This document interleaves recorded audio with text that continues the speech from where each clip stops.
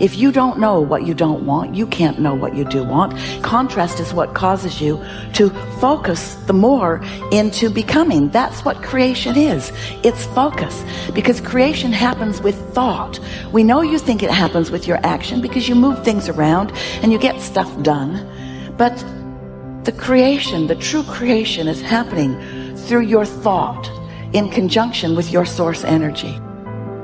You cannot change conditions or circumstance. You don't have to let them control you. We can't control what's going on outside, but we can control what's going on inside.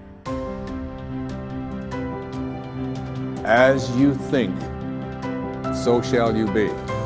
7 little words that I think are perhaps the most important things that we can learn and master in our lives. This old proverb notion that I become what I think about all day long. And once you know that what you think about is what expands, you start getting real careful about what you think about. You don't allow your thoughts to be on anything that you don't want or that you wouldn't want to have manifest or show up for you in your life. So whatever you wish to do, you must bring yourself to a moment of joy and clarity within yourself. At that moment, what you decide, even if you die, you must go by that. Whenever your emotions go up and down, your mind says many things. That's not important. In the moment of clarity, when I'm saying joy, because when you're happy, you're not compulsive. When you're very happy and clear, at that time, if you look at things and see, yes, this is what is more sensible for me, just do that. It doesn't matter if it feels like hell, because that's where your well-being is. When you're in different states of compulsiveness, if you make decisions as to which way to turn, you will be endlessly lost. That the way that we speak actually influences the way that we think. But perhaps even more importantly, number 2, he said the way that we speak influences what we think. That our thoughts, what we are capable of thinking, are actually linked to the way our neurons are being wired.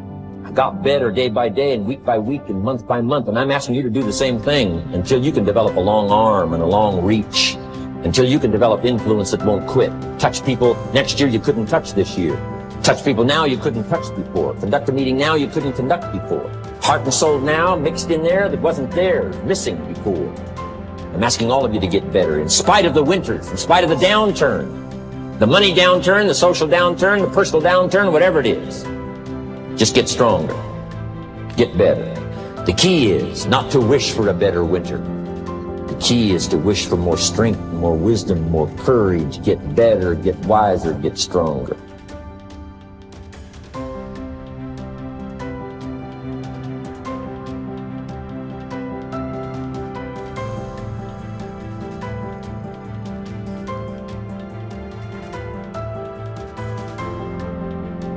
We're optimizing the conversation between the heart and the brain, between your heart and your brain. 3 steps. The first step is to simply shift your awareness from your mind into your heart. And what I found is in the Western traditions, for many people, that's easier said than done. I'll ask people, are you in your heart? And they'll say, yep, I'm in my heart. But what they are really doing is they're still in their brain thinking about what it would be like if they're in their heart. This is where the indigenous traditions come in. Our ancestors told us, and when I spend time with my indigenous friends, I say, how do you guys do this? And they say it helps if you can gently touch your heart center, physically, in a way that's comfortable for you. In the Mayan traditions, you see an open palm right on the heart. In many of the Middle Eastern traditions, you see the same thing.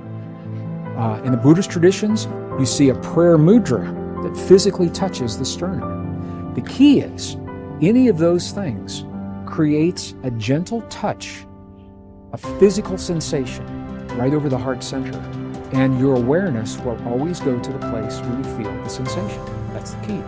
So if you can create a touch over your heart, your awareness will go there. First step. Second step, very simple. Slow your breathing a little bit slower than typical, maybe 5 seconds inhale, 5 seconds exhale. And here's why that's powerful. Because the only time you would ever slow your breathing and breathe in that way is when you feel safe. When you feel that you're in a place that's safe and you're not threatened and you're not vigilant of your surroundings. So you're telling your body you're in a place that's safe. Slow your breathing. Third step, and this is the key, is to begin to feel the feeling that creates 0.1 hertz. Feel the feeling that sets up the coherence between your heart and your brain. How do you do that? I gave it away earlier, I've already mentioned it. Scientists have found, at the Institute of Heart Math, their researchers have found that there are 4 key words that work almost 100% of the time for everyone. Appreciation for anything or anyone. Gratitude for anything or anyone. Care and compassion. If you can feel one or some combination of those feelings in your heart while you're breathing as if your breath is coming from your heart, touching your heart center, now you're setting up this communication between the heart and the brain. Now you are triggering those neurons to begin to reach out and find other neurons to strengthen this connection. And that's why I mentioned before, it takes about 72 hours, 3 days to build these networks. So that means the more you do what we're about to do right now, the stronger this connection becomes in your life. Why do you think more people aren't happy, and what could one do to just begin the journey of loving, living, and mattering more and being happier? I think let's begin with most people don't know what happiness is or where they get it. So I'll tell you what happiness is. Like the human desire and striving is we want a sense of aliveness. So you need to do more things that make you alive, make you vibrant, authentic, expressive, make you sense. For some people, it's adventure. They go mountain biking. It's like, wow, that just brought me back to life. You know, some people it's hanging out with great friends. Some people it's doing their passion. Some people it's, just honestly feeling and sensing the moment and meditating. Another thing that everyone wants is connection. Most people today lack the depth of happiness because most people lack a connection with other people. They're surface level relationships. You can't be really happy long-term with surface level relationships.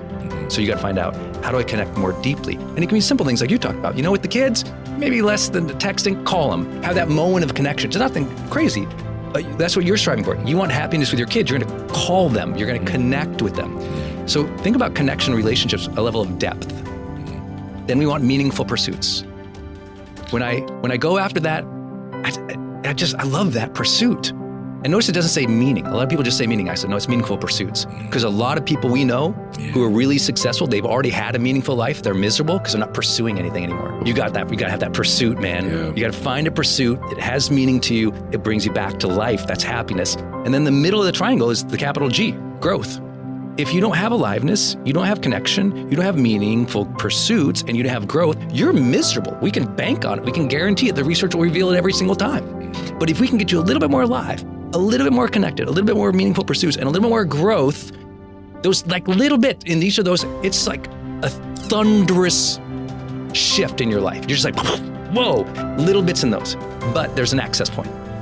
Why aren't most people happy? Let's say they did all those things. Still not happy? And they're just not here. Presence is the gateway to happiness. If I can't get you present, to feel it, to sense it, can't change. What most people want in real, like what they really want, all the people I work with, maybe the people you work with, what they really want, they'll never say it, and they'll almost of them never know it. What almost every human being wants is they want to feel the day more. They got all these activities they're blazing through. Get the kids to school, get this off to there, get that done, answer that email, get this project done. And even if they're moving towards things they find meaningful and they're awesome, but if they don't feel it, if they're literally not present, they're not mindful enough to sense it, to appreciate it, to feel grateful, to feel the joy, to feel the ups, to feel the downs, to feel the miseries, to feel the wins. If you aren't feeling the day, you're just blazing through as an automaton. You're just blazing through the days, on autopilot. You're just like overwhelmed, stressed, going through it, but you don't feel the day. I can't get you to be happy.